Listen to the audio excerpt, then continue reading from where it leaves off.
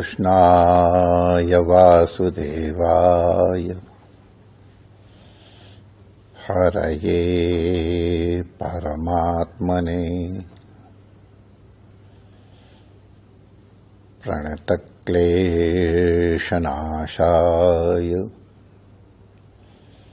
श्रीगोविन्दाय नमो नमः। ठाकुर हमरे रमण बिहारी, हम हैं रमण बिहारी के। साधु सेवा धर्म हमारा, काम न दुनियादारी से। कोई भला कहो चाहे बुरा कहो, हम हो चुके रमण बिहारी के। हम हो चुके यमुना मैया के। हम हो गए सद्गुरु प्यारे के। हम हो चुके रमण बिहारी के। श्री रमण बिहारी लाल की जय। श्री यमुना महारानी की जय।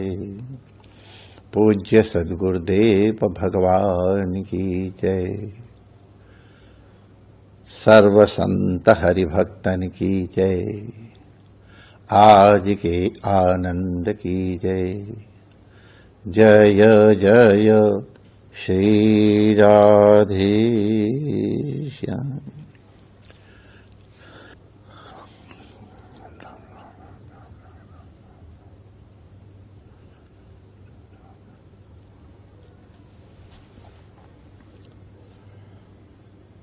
नारायण नारायण नारायण नारायण।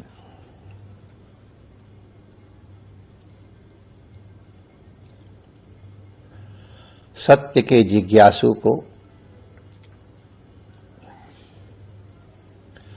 सद्गुरु उपसत्ति जब प्राप्त हुए,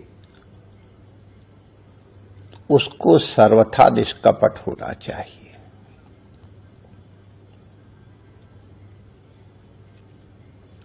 कुछ भी छिपा करके न रखे और परिपूर्ण समर्पण चाहिए।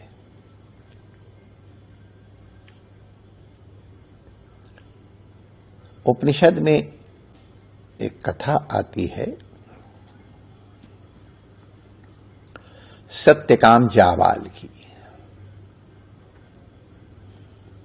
श्री हरिद्रुमत गौतम के पास प्रणिपात करके उसने सत्य विषयक जिज्ञासा की। तब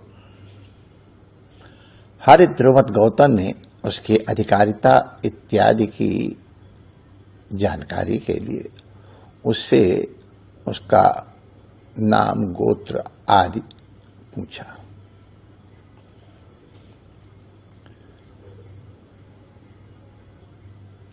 तो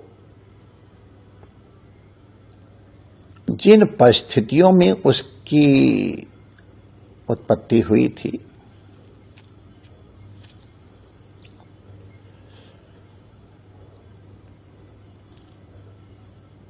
उसको अपने पिता का नाम गोत्र भी मालूम नहीं है। उसकी जननी ने सबसे पहले स्वीकार किया और फिर कहा यही अपने गुरु को कह देना।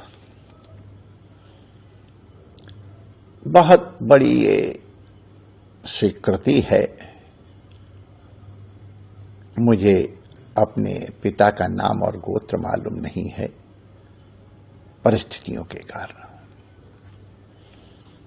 इस प्रकार निष्कपट शिष्य को दे के हरिद्रुमत गौतम प्रसन्न हो गए। इस प्रकार निष्कपट केवल ब्राह्मण ही हो सकता है। ब्राह्मण का तात्पर्य जो ब्रह्म का जिज्ञासु हो, जिज्ञासु भी और जो उसका जानकार हो, दोनों में वो बन जाएगा।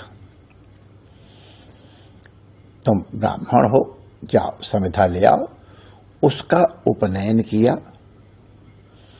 और इसके बाद उसे 400 गाय दे दी, जाओ इन्हें ले जाओ। जब ये 1000 हो जाए तो लेकर के वापस आ जाना। गुरु के इन वचनों के ऊपर परिपूर्ण श्रद्धा रख करके सत्यकाम जाबाल ने सदगुरु को प्रणिपात किया और उन गौओं को लेकर चराने चल दिया।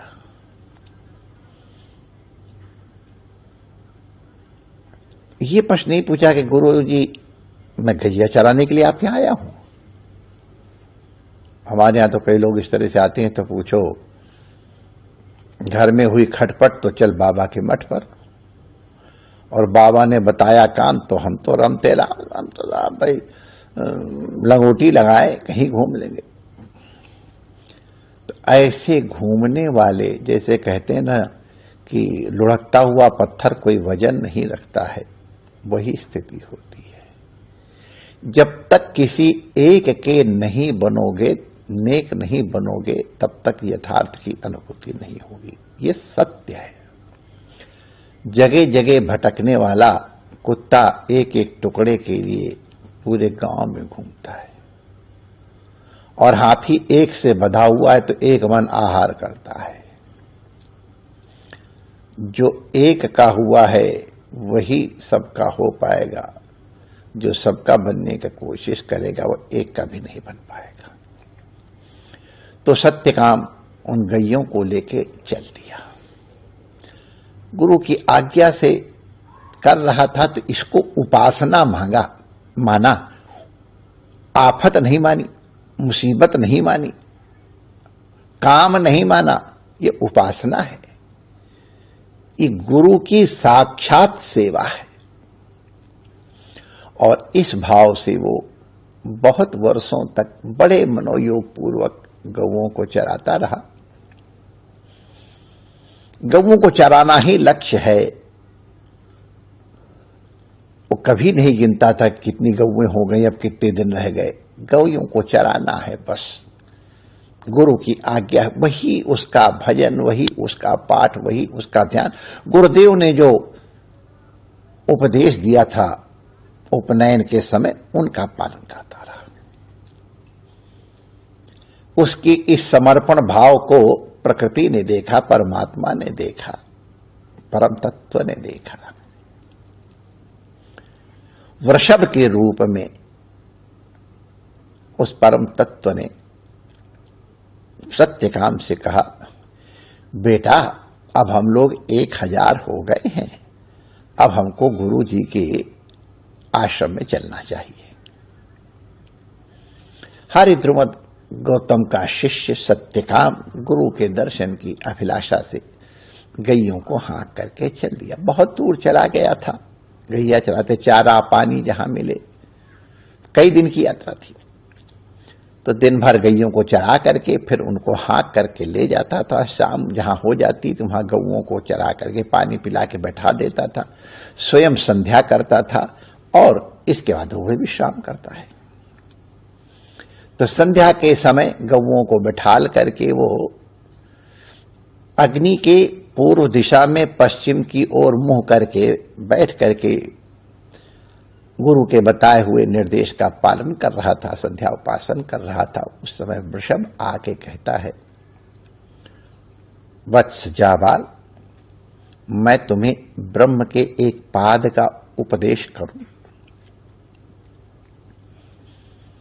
तो मैंने कहा, अवश्य करें भगवान। तो वृषभ ने ब्रह्म के एक पाद का उपदेश किया।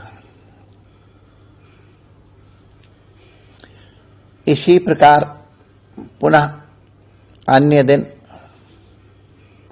अग्नि ने प्रश्न किया, वत्स, क्या मैं तुम्हें ब्रह्म के एक पाद का उपदेश करूं? एक पाद माने 25%, 1/4। तो अग्नि ने उपदेश दिया और कहा, तुमको इसके अगले पाद का उपदेश मदगु पक्षी देगा। तो पुनः यात्रा आगे बढ़ी। संध्या समय वही घटना हुई। मदगु पक्षी ने आके पूछा, बेटा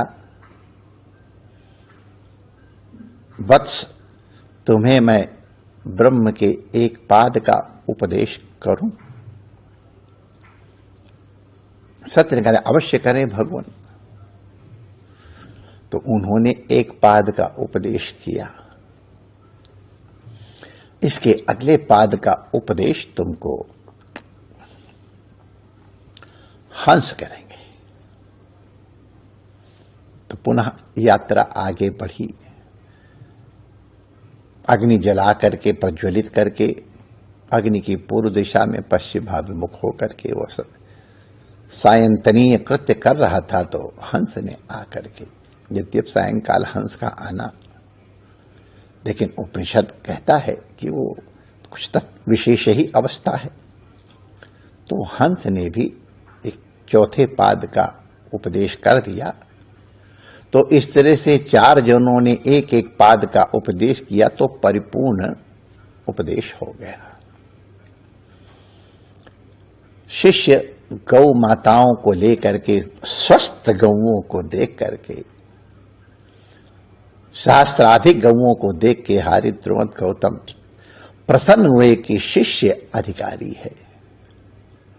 लेकिन जैसे ही प्रणाम किया तो हरिद्रवत गौतम ने देखा कि ये तो ब्रह्मवेत्ता अपने आप ही हो गया है। देखो माय डियर, जो गुरु की शरणागत है, जो गुरु के परिपूर्ण समर्पण है, गुरु के आदेश का पालन करता है, कुंठापूर्वक नहीं, मजबूरी में नहीं, आफत समझ के नहीं, ये ही एकमात्र हमारा कर्तव्य है। प्रसन्नता पूर्वक, उपासना पूर्वक करे तो प्रकृति स्वयं उसका सहयोग करती है। सत्यकाम को जिस तरह उपदेश मिला है, सामान्य लोगों को उस तरह उपदेश नहीं मिला है। गुरुजी ने कहा, बेटा देखो, जैसे हमारे अब कहावत है कि खाया हुआ घी चेहरे पे दिखाई पड़ता है,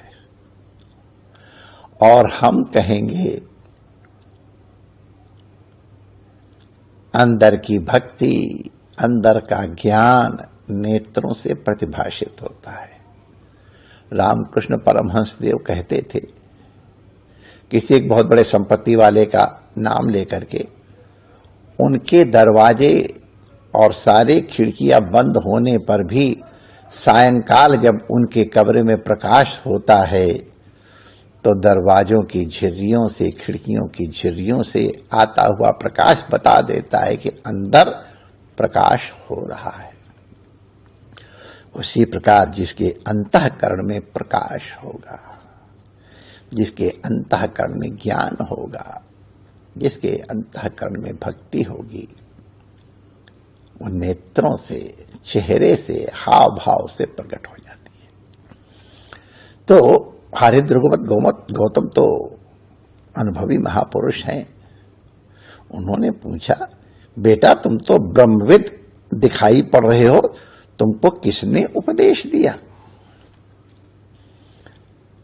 तो हरिद्रवत गौतम जी के इस प्रश्न को सुन के सत्यकाम ने कहा, गुरुजी मैंने किसी अन्य की उपसक्ति नहीं की है, मैं तो केवल आपका शिष्य हूं।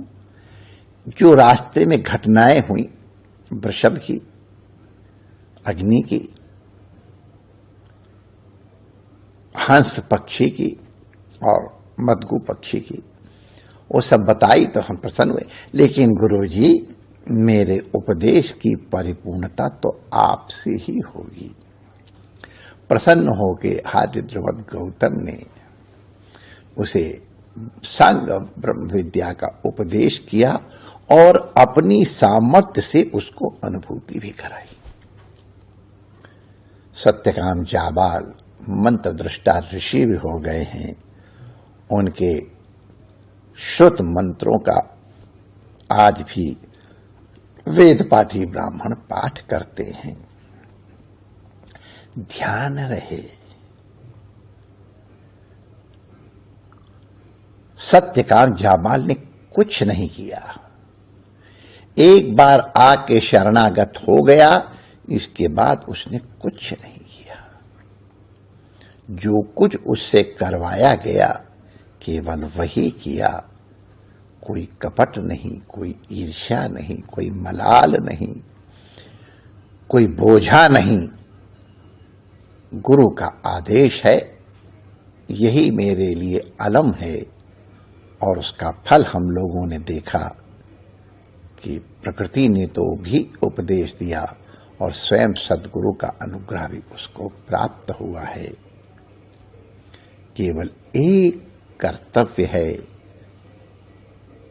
जब गुरु के पास आओ तो निष्कपट होके आओ, सर्वथा नग्न होके आओ। जैसे तुम हो वैसे आओ। बहुत आभरण, बहुत अलंकार दिखाने की आवश्यकता नहीं है।